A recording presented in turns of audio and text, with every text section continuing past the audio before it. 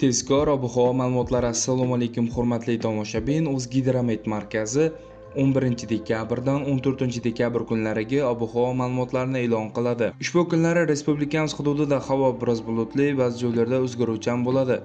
Qoraqalpog'iston Respublikasi, Xorazm viloyatlarida 11-12 dekabr kunlari ba'zi joylarda qor yog'adi.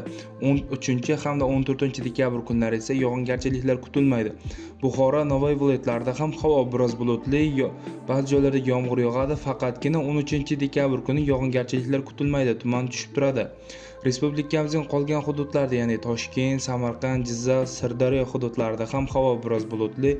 11 dekabr kuni yog'ingarchiliklar kutilmaydi. 12 hamda 13 dekabr kunlari yomg'ir yog'adi, tuman tushib turadi. Qashqadaryo hamda Surxondaryo viloyatlarida ham havo biroz bulutli. 11-13 dekabr kunlari yog'ingarchiliklar kutilmaydi. 14 dekabr kuni yomg'ir yog'adi. Respublikamizning vodiy hududlarida Andijon, Farg'ona, Namangan viloyatlarida ham havo biroz bulutli. 11-12 dekabr kunlari yog'ingarchiliklar kutilmaydi. 13-14 dekabr kunlari yomg'ir yog'adi, ba'zi joylarda tuman tushib turadi. Shamol sharqdan sekundiga 7-12 metr tezlikda esadi.